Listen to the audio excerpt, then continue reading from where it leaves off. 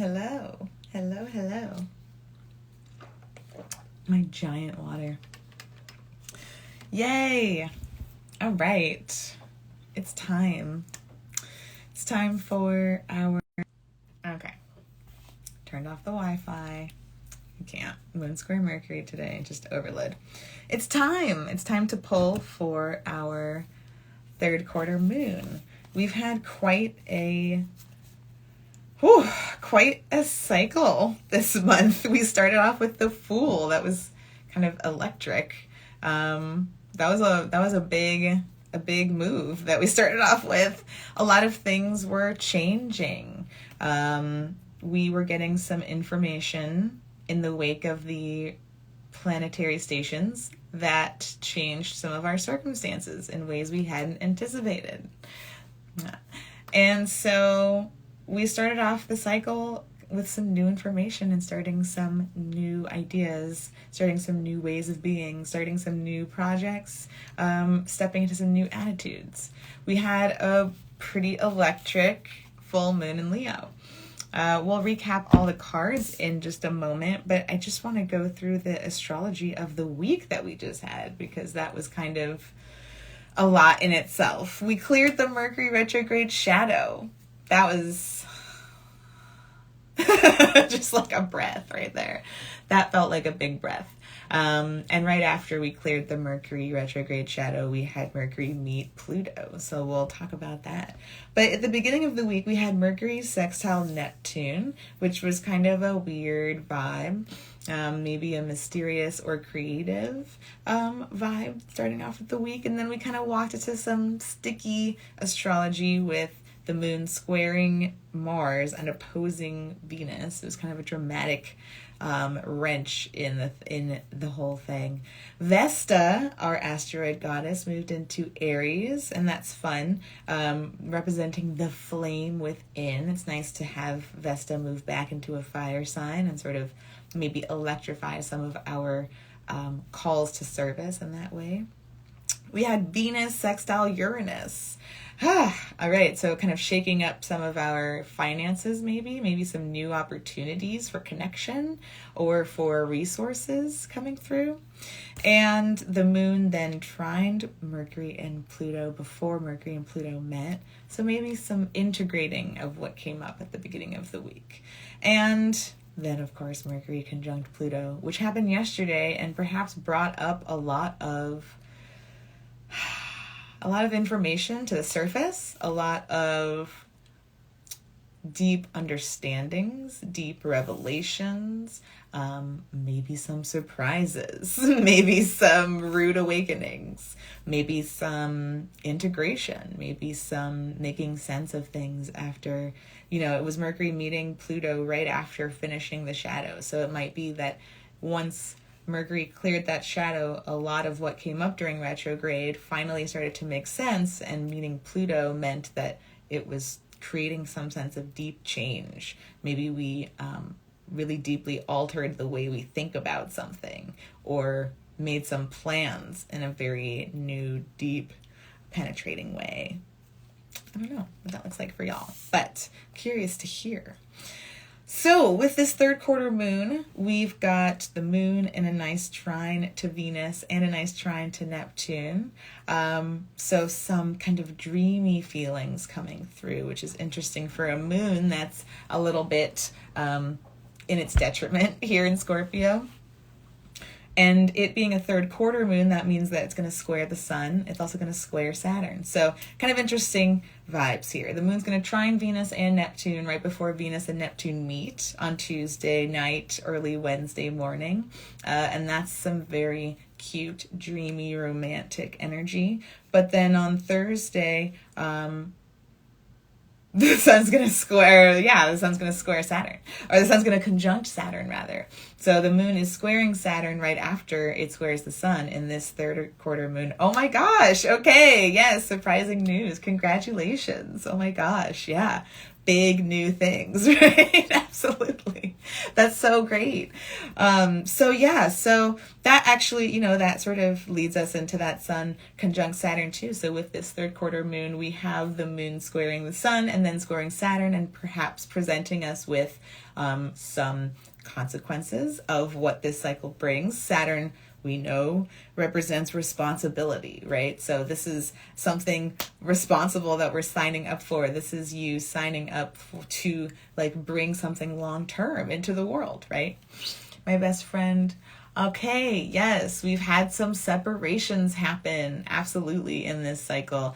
And that, maybe let's segue into the card recap, because that was very real and made very evident in the first cycle that we pulled for. So at the new moon in Aquarius, we pulled the Fool, which showed us we were stepping into something completely brand new. We were jumping off of a cliff and kind of leaping into faith.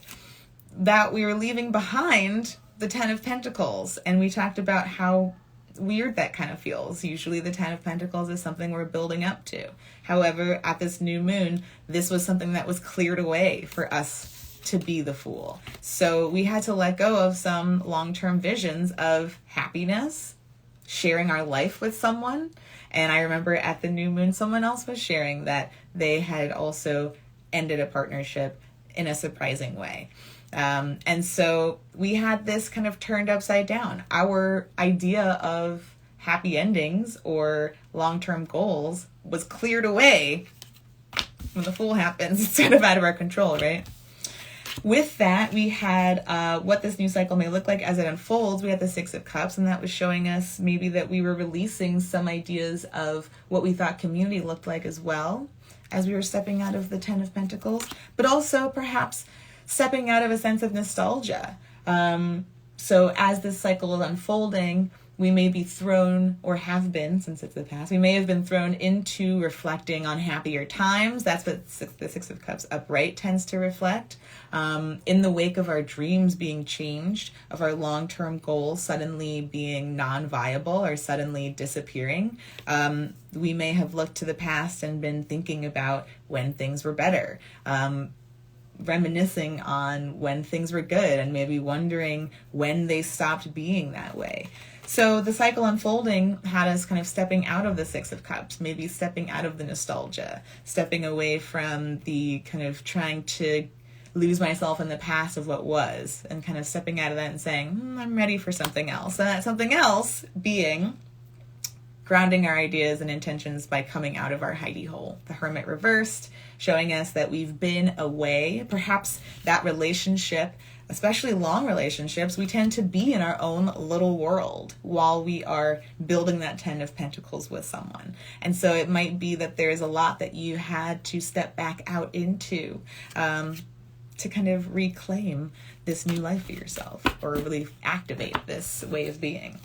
At the first quarter moon, we pulled the Two of Cups. So we were accumulating new connections. We talked about how cute that was after coming out of the hermit hole.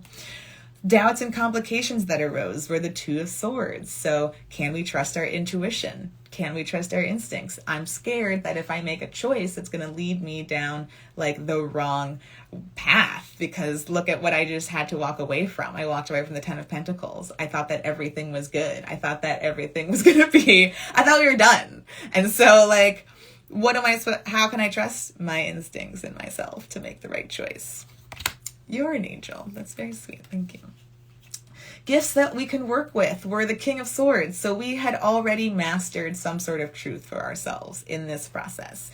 And that was a gift that we were stepping into that first quarter moon with. I have mastered my own journey of my anxiety, my mind, my perception of the world around me, and I have all of that grounded and under control. So even though I'm scared, because we're at the beginning of a cycle with the Two of Swords, even though I'm scared that I'm in these new connections and I'm not trusting myself, actually, I have a lot of truth that I've developed in the past X amount of time, and therefore I can trust myself. This is a gift that I have right now at my disposal. So the lessons we made sense of as we approached that full moon were, I have a seat at the table, Five of Wands. I'm still ready to be out here. I'm still ready to compete with the best of them. I'm still a contender, all right?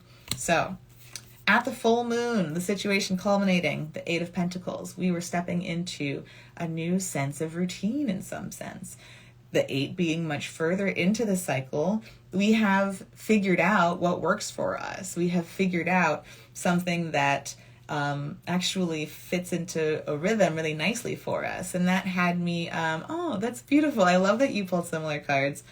So we talked about how this kind of gave me the feeling that we weren't as unprepared for this Fool cycle as we think we are typically when we're starting over. So many things, rugs pulled out from under our feet, so many things crumbling before us. We may have expected ourselves to be at the beginning, but no, we have some sort of system in play. It's actually quite rhythmic and flowing well for us. We're able to get things done. Okay.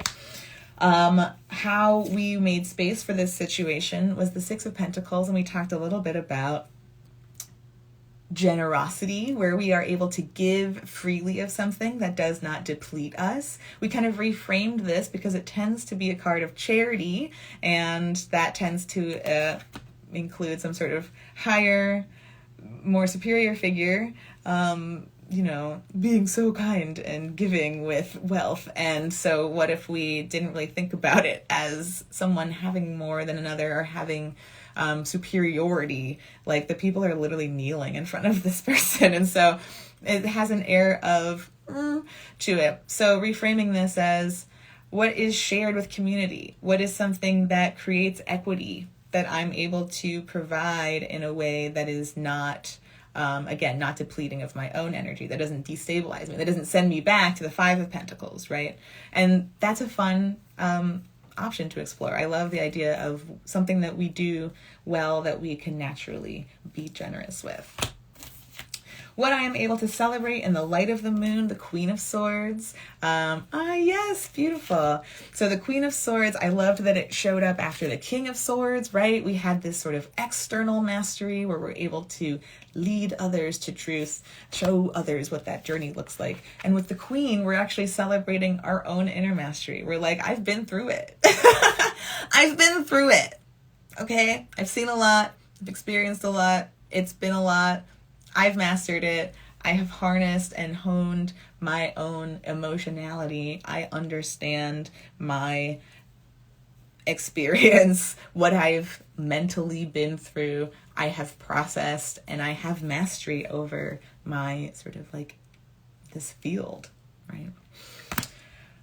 What I'm able to release in the light of this full moon was some sort of emotional role. The Knight of Cups is someone who sweeps people off their feet, is very much interested and invested in stepping up and showing someone how they feel about them. And so releasing this was also kind of that's not usually what we feel when we pull this card. And we thought about the idea of kind of stepping out of a role, playing this role for someone, playing this role just outwardly in general, maybe being able to release the responsibility of needing to be very outward with gestures, or perhaps just reflecting on what this means for us. Maybe we're releasing our expectations of these gestures. We're releasing what programmed us into whatever we think these kind of gestures look like. Okay, so it's time to pull. We're going to pull for our third quarter moon, and we know that that's about release. This is the last time that the sun is going to meet Saturn in Aquarius for, oh my gosh, I love that you pulled all of the same cards. This is our last sun conjunct Saturn in Aquarius for the next 20 odd years. So in a similar sense, the next new moon cycle will be the last Pisces new moon without Saturn. So some interesting themes we have to think about. As Saturn is sort of being met by the sun, we're seeing what has gelled in this Saturn Aquarius time for us, wherever that is in our chart. So what has been sort of firmed up in that place? What is Saturn leaving you with? before moving into Pisces. And with that in mind, sort of a contradictory energy of, with something gelling or firming, what are we able to leave behind in the Scorpio third quarter moon? Because we're releasing something as we prepare for this upcoming Pisces new moon. So what can that be? What is that thing that we can let go of now that something has firmed? Finally coming out of Saturn return. Praise Saturn. Congratulations. That is a relief. What a graduation. Absolutely. I am so curious to hear what you have endured and learned at that time, in that time. All right, so let's see what we are looking at for this third quarter moon.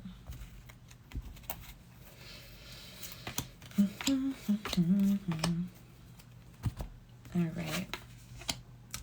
Very interesting. Okay, we've got a couple of, wow, we have two majors and a court card. All right, so some big stories coming through. What is coming to a close now? The Magician. Okay, very interesting. Again, something we don't tend to think of as closing out. The Magician tends to think, or to conjure rather, to make us think about things that are starting, things that have aligned, some sort of having the right tools or having the right timing and the right tools, something sort of working out, right place, right time. And so we are kind of closing out a cycle of magic. Perhaps we have, I like thinking about that because we, again, if this is an alignment, all alignments do end at some time, right? When we think about astrology and we use astrology to bring good into our lives or to advance us in some way, we time it so that we can use the energies that are most appropriate for our goals, and then we can get that kind of shoot our shot before, the door closes. And so perhaps we are closing out some sort of door. We had a magic window. We had a magic window where we accomplished something, and maybe we can think of this as, all right, we got it. We got things done before the window closed. The alignment is now separating. These planets are moving outward. The tools have been redistributed or are now back in their rightful place. So I got done what I wanted to get done, which feels great for a cycle that we started off with the Fool. We didn't necessarily know what we were doing, but in a sense, we had the programming to guide us. So we made some things happen, maybe very quickly, given that a lot of things were surprising to us. And so we're kind of seeing that alignment close, and we're like, okay, great. I took advantage of that moment. I took advantage of that time. I made something happen in a way that maybe I didn't expect myself to be able to. And we're reflecting on that. That's pretty cool. My previous attachment to what is ending now, the Lovers, very interesting. I am a big proponent for the translation is the word that I'm thinking of right now. That's fine. The translation of this card being very much about us and our shadow self. I know that it's a lot about love, and you know what? Given the number of relationships that have changed very drastically in this cycle, this probably is very much about the other translation being about our love with another, sort of our soulmate, or that soulmate at the time. So perhaps our previous attachment to what is ending now is that we thought this was it. We thought we had met the one. We thought this was either part of us in some big way. We thought we had sort of hit some goal and we had hit a milestone and that was aligned with us, and then something changed and we are realizing that we were attached to that in being a part of us. Or we thought that this person, this relationship that changed, this person who parted ways with us, or whatever was lost in that sense, we felt was a really big part of who we were. This was a really big love that now has ended. And I've absolutely heard, earlier in the comments, it was 10 years. That's a very long time. And that is a whole chapter of our lives and who we are.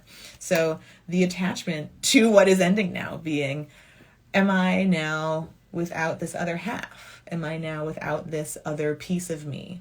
Be it literally me, my shadow me, my previous self, or this person I was bound to. how I have made meaning from this process is the Ace of Swords. Literal just new things coming through. New ideas, new truths. As old truths fall away and die and leave our lives, new ones enter. We have sudden revelations. If a part of us was a way that we thought was permanent and suddenly it was fractured or removed from us, we are suddenly different. We are being differently. Our minds are operating differently. There is brand new information coming through. We are having revelations about ourselves, about what? I never knew this about myself. What else is different about me? So we've been making meaning by asking questions, perhaps, about these revelations, about pursuing these new avenues of electricity that have been coming through. What I can invite in at this time, I love this, the Queen of Cups. This is beautiful. So, a lot of major arcana cards throughout this whole cycle, a lot of swords we had in this cycle. We had the Two of Cups, which was such a nice energy that was accumulating. So it's really lovely that we can invite in deeper Queen of Cups energy now at this time as we prepare for the next new moon. So this Queen of Cups telling us that it's time to connect with our emotions. It's time to hold space for our feelings. It's time to give ourselves this little kind of retreat and to recognize where we can hold space for ourselves, reconnect with our intuitive powers, right? The Queen of Cups is the most intuitive next to the High Priestess. So this is an invitation to restore ourselves, to replenish ourselves emotionally, and to just give us this sort of calm as we step into kind of the dark moon time that we'll have soon, and start over in the new moon. I'm glad that resonates. I'm glad that you relate to that. Alexis, Saturn's going to enter your first house, and it's going to be so fascinating. There's going to be a lot of curiosity forming, hopefully. So, okay. Woo! What a cycle. All right. So, Magician is what we're releasing. We accomplished something in this cycle, and we are kind of seeing the door closed, and we're thanking ourselves for doing the magic in that time. The attachment to what is ending now is a previous identity. Really. The Lovers is our other half, whether it's ourselves or another person outside of us. And so some attachment to who we've been and how we've been and what that has meant to us. We are making meaning from this by just allowing revelations to pour in. The Ace is the beginning of the cycle. The Two is where we were before. We were afraid that revelations were coming in and leading us to new truths, and that we weren't going to know whether we could trust our instincts. So right now, we're giving ourselves space to tune back into our intuition, and that's how we're going to ground. That's how we're going to work with these. That's how we're going to create space for this. That's how we're going to just let it flow in, and we know that we can trust ourselves to let it flow.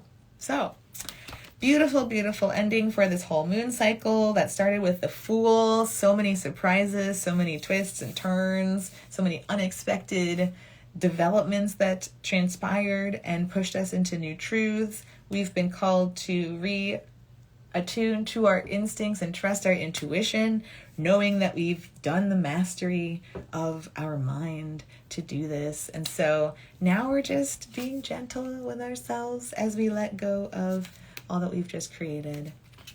And I love that you love the readings. Thank you so much for being here. Congratulations again. I'm so excited for you. Thank you all for tuning in. If you just joined us, I'm going to post this to the feed so you can go ahead and start over. This is our third quarter moon pull for this whole Aquarian cycle that's about to end. And if you liked this, please like it. I would love if you shared it. And we'll see you next week for the, it's not even like, no, we go a whole week without a moon. And then we already have another moon cycle happening within this same week. So this week is a busy one.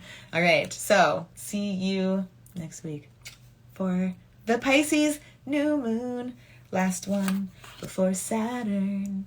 All right, y'all. Mwah.